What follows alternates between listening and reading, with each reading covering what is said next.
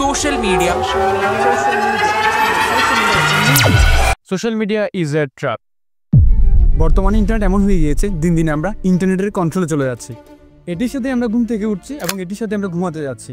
আমরা নিজেরা না নিজের সম্পর্কে যতটুকু জানি, ইন্টারনেট তার চেয়ে বেশি জানে আমাদের সম্পর্কে। আপনি এসি কেনার কথা ভাবছেন, দেখবেন এসির বিজ্ঞাপন আপনার সামনে। ইউটিউবে কোনো জিনিসের ভিডিও দেখবেন, ফেসবুকে এসে দেখবেন সেই জিনিসের বিজ্ঞাপন আপনার সামনে ঘোরাঘুরি করছে। কিন্তু কথা হলো, ফেসবুক তো আপনার পার্সোনাল গার্লফ্রেন্ড না যে আপনার ফোন চেক করবে এবং দেখবে কোন পোস্টে লাইক দিচ্ছেন, কার সাথে কমেন্ট করছেন, কার সাথে ইতুস পিতুস করছেন। তাহলে এটি কিভাবে সম্ভব? আসলে বর্তমানে প্রযুক্তি এমন পর্যায়ে চলে গিয়েছে যা সাধারণ জনগণের বোঝার সাধ্যের বাইরে। আজকের ভিডিওর মাধ্যমে আমাদের সাধারণ জনগণরা জানতে পারবে কিভাবে ইন্টারনেট আসক্তি তৈরি করছে এবং আপনার তথ্যগুলোকে বিক্রি করে তথ্যচোর কোম্পানিগুলো কিভাবে লক্ষ লক্ষ টাকা ইনকাম করছে। So let's get into the universe of dark internet, where you are no longer controlling your social media, but controlled by the social media.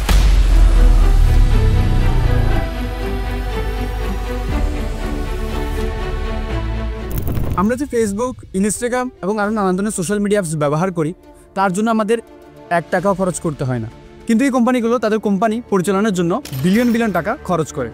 আপনার কি মনে হয় তারা এত এত টাকা খরচ করে শুধুমাত্র তাদের প্ল্যাটফর্মটি ব্যবহার করার জন্য? Always remember one thing, if you are not paying for the product then you are the product. অর্থাৎ আপনি যদি কোনো সেবা গ্রহণ করেন এবং তার জন্য আপনাকে কোনো টাকা খরচ করতে না হয়, তাহলে বুঝে নেবেন সেখানে প্রোডাক্টটা আপনি নিজেই। আসলে তথ্যচোর কোম্পানিগুলো বিশ্বের কোনায় কোনায় থেকে বড় বড় ইন্টেলিজেন্ট মানুষগুলোকে হায়ার করে নিয়ে আসে এবং তাদের দিয়ে এমন এমন সব প্রযুক্তি বানিয়ে নেয় যার মাধ্যমে তারা সাধারণ জনগণকে তাদের প্ল্যাটফর্মে বেশিক্ষণ সময় ধরে রাখতে পারে। আর সাধারণ জনগণরা তাদের প্ল্যাটফর্মে যত বেশি সময় ধরে থাকবে তারা তত বেশি অ্যাড দেখাতে পারবে, আর সাধারণ জনগণরা যত বেশি অ্যাড দেখবে তার থেকে তারা তত বেশি টাকা ইনকাম করতে পারবে। এই সোশ্যাল মিডিয়া কোম্পানিগুলো ডিজিটাল জগতে আমাদের প্রত্যেকটি পদক্ষেপ অনুসরণ করে। আমরা কখন কি সার্চ করছি, কোন পোস্টে লাইক দিচ্ছি, কোথায় কমেন্ট করছি, এমনকি তারা এটাও জানে যে একজন মানুষের পছন্দের জিনিস কোনটি, সে কী খেতে ভালোবাসে, কোথায় যেতে পছন্দ করে, সব। মনে করুন আপনি একটি জুতো কেনার কথা ভাবলেন, হঠাৎ করে ফেসবুক কিংবা ইনস্টাগ্রাম বা ইউটিউবে ঢুকে দেখলেন আপনার সামনে জুতা কেনার বিজ্ঞাপন চলে আসলো এবং আপনি ভাবতে থাকলেন জুতো কেনার কথা আমি ছাড়া অন্য কেউ জানে না, তাহলে ফেসবুক কিভাবে জানলো? This is the power of algorithm. প্রত্যেকটি সোশ্যাল মিডিয়া কোম্পানির একটি নিজস্ব অ্যালগোরিদম আছে। এই অ্যালগোরিদম প্রত্যেক ইউজারের সকল ধরনের ফুট স্টেপস ফলো করে। আমরা কি দেখছি, কোথায় ক্লিক করছি, কোন পোস্ট বা ভিডিওতে কতক্ষণ সময় দিচ্ছি, কি সার্চ করছি ইত্যাদি সব। এই সকল তথ্য তারা সংগ্রহ করে প্রত্যেক ইউজারের জন্য একটি করে ওয়েব প্রোফাইল তৈরি করে। এই ওয়েব প্রোফাইলের মধ্যে প্রত্যেক ইউজারের পছন্দ, অপছন্দ, ওয়েব হিস্টোরি এই সকল তথ্য থাকে, যার মাধ্যমে কোম্পানিগুলো প্রত্যেক ইউজারদের কাছে টার্গেটেড অ্যাড পৌঁছাতে পারে। একজন মানুষ যদি তার ফেসবুক প্রোফাইলে সবসময় ফুটবল নিয়ে সার্চ করে, ফুটবল বিষয়ক কন্টেন্ট দেখে, তাহলে ফেসবুক কখনোই তার প্রোফাইলে মেকআপ রিলেটেড অ্যাড দেখাবে না। কারণ ফেসবুক জানে ওই নির্দিষ্ট মানুষটির মেকআপ নিয়ে কোনো ইন্টারেস্টই নেই, তার সকল ইন্টারেস্ট ফুটবলে। তাই তাকে মেকআপের অ্যাড দেখিয়ে তার কোনো লাভই হবে না, তাকে ফুটবল রিলেটেড অ্যাডই দেখাবে এবং এটাই টার্গেটেড অ্যাড। এখন কথা হলো, এই তথ্যচোর কোম্পানিগুলো টার্গেটেড অ্যাড দেখিয়ে লাভ কি? লাভের কারণ শুনে আপনার মাথা নষ্ট হতে বাধ্য। 2023 সালে স্ট্যাটিস্টিক্স রিভিউর মতে ফেসবুক তার প্রত্যেকটি ইউজার থেকে বছরে $10 থেকে $15 কাছাকাছি ইনকাম করে থাকে। টাকার পরিমাণ শুনে আপনার কম লাগতে পারে, কিন্তু আপনি যদি ফেসবুকের মোট অ্যাক্টিভ ইউজারের সংখ্যার সাথে টাকার পরিমাণ গুণ করে দেখেন, তাহলে আন্দাজ করতে পারবেন তারা প্রতি বছর তারা কী পরিমাণ টাকা ইনকাম করে। বর্তমান সময়ে ফেসবুকের মোট অ্যাক্টিভ ইউজারের সংখ্যা 3 বিলিয়নের কাছাকাছি। 3 বিলিয়নকে $10 দিয়ে গুণ করলে হয় $30 বিলিয়ন, যা বাংলা টাকায় কনভার্ট করলে হবে $3.5 ট্রিলিয়ন। এভাবে শুধু ফেসবুক নয়, প্রত্যেকটি সোশ্যাল মিডিয়া কোম্পানি আমাদেরকে একটি প্রোডাক্ট হিসেবে দেখে, ইউজার হিসেবে নয়। আমি একটি বিষয় খেয়াল করে দেখলাম, গত 2 দিনে আমি যতগুলো রিলস, স্টোরি শর্ট দেখেছি তার বেশিরভাগই কথা আমার মনে না, এবং আমি নিশ্চিত আপনারা তার ব্যতিক্রম নয়। 90% ভিডিওর কথা হয়তো আপনারাও মনে রাখতে পারেননি, এবং এটি সম্পূর্ণ স্বাভাবিক। আসলে আমাদের মস্তিষ্ক রিওয়ার্ড পাওয়ার জন্য প্রাকৃতিকভাবে আকৃষ্ট হয়। আমরা যখন কোনো কাজের ফলস্বরূপ কোনো পুরস্কার লাভ করি, তখন আমাদের মস্তিষ্কে ডোপামিন নামক এক ধরনের হরমোন নিঃসৃত হয়, যা আমাদের আনন্দের অনুভূতি যোগায়, এবং আমাদের মস্তিষ্ক বারবার এই আনন্দের অনুভূতিটি অনুভব করতে চায়, এবং এই ধারণাটিকে কাজে লাগাচ্ছে বড় বড় সোশ্যাল মিডিয়া কোম্পানিগুলো। আপনি খেয়াল করে দেখবেন বিভিন্ন রিল, শর্টস প্রায়শই 10, 20, 30 সেকেন্ড এরকম সময়ের মধ্যে সীমাবদ্ধ থাকে। এর ফলে আমরা কিছু সময় পর নতুন করে একটি ভিডিও দেখতে থাকি, যা আমাদের মস্তিষ্ক একটি পুরস্কার হিসেবে ধরে নেয়।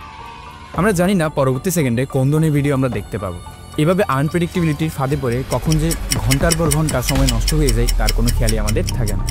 এই সোশ্যাল মিডিয়ার কারণে আমাদের ইনসিকিউরিটি এবং ডিপ্রেশন বেড়ে যাচ্ছে। আমরা সোশ্যাল মিডিয়াগুলোতে বড় বড় ইনফ্লুয়েন্সারদের দেখে তাদের সাথে নিজেদের তুলনা করতে থাকি। তাদের পোস্ট, লাইফস্টাইল, গাড়ি বাড়ি সব দেখে আমাদের মনে হয় তাদের তুলনায় আমরা কিছুই না। আসলে এগুলো বাস্তবে শো অফ ছাড়া আর কিছুই নয়। ঘন্টার পর ঘন্টা সময় ব্যয় করার পেছনে আরেকটি বিষয় গুরুত্বপূর্ণ ভূমিকা পালন করে, সেটি হলো ফোমো, অর্থাৎ fear of missing out. FOMO বা ফিয়ার অফ মিসিং আউট এমন এক ধরনের অদৃশ্য ছায়া যেটি আমাদের পেছনে সবসময় ঘুরে বেড়ায়। এটি আমাদেরকে এমনভাবে তাড়া দেয় যেন আমরা প্রতি মুহূর্তে কিছু না কিছু মিস করছি। মনে করুন আপনি ফেসবুকে একটি পোস্ট করেছেন।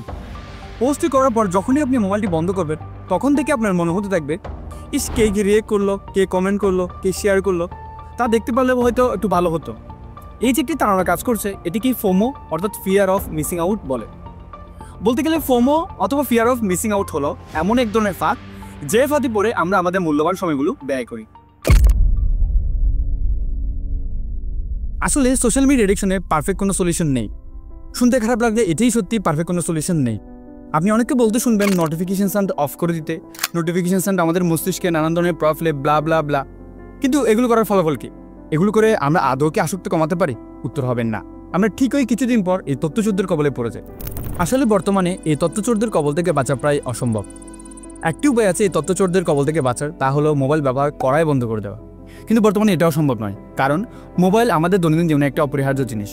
সোশ্যাল মিডিয়া ব্যবহার করা ছাড়াও এমন অনেক গুরুত্বপূর্ণ কাজ আছে যেগুলো আমাদের এই মোবাইল ব্যবহার করে সম্পন্ন করতে হয়। তাই মোবাইল ব্যবহার করা বন্ধ করে দেওয়া কোনো সমাধান হতে পারে না এবং এটি করাও উচিত নয়। তবে যে জিনিসটি বোঝা সবচেয়ে বেশি গুরুত্বপূর্ণ সেটি হলো আমাদের এই অনলাইন জগতের পাশাপাশি একটি অফলাইন জগতও আছে। ঘরে বাইরে যান, বন্ধুর সাথে ঘুরতে যান, তাদের সাথে সময় কাটান, তাদের সাথে খেলাধুলা করুন, বিভিন্ন হবি করে তুলুন যেগুলো আপনাকে এই অনলাইন জগৎ থেকে দূরে সরিয়ে রাখবে। তাই একটু সময় নিন এবং ভাবুন, আপনি কেমন একটি জীবন চান যেখানে আপনি সোশ্যাল মিডিয়া দ্বারা নিয়ন্ত্রিত একটি পুতুল ছাড়া আর কিছুই নন, যেখানে আপনার পছন্দ, অপছন্দ, আবেগ, আকাঙ্ক্ষা এবং আপনার নেওয়া সিদ্ধান্তগুলো কোনো এক অদৃশ্য অ্যালগরিদম দ্বারা পরিচালিত হয়। নাকি আপনি এমন একটি জীবনে ফিরে যেতে চান যেখানে আপনার পছন্দ, অপছন্দ, আবেগ, আকাঙ্ক্ষা সব আপনার নিজের কন্ট্রোলে থাকবে। অ্যাট লাস্ট নিজের কন্ট্রোল থেকে একটা কাজ করতে পারেন। নিচে লাল শাড়ি পরা 900 ব্যক্তির সাবস্ক্রাইব বাটন আছে, সেটাতে এমনভাবে একটা ঘুষি মারেন যেন ওইটাতে আপনার এক্স বসে আছে। অন্তপক্ষে এটা তো আপনার কন্ট্রোলে আছে। The choice is yours. Remember one thing, social media can never control our lives if we know how to take control of our own life.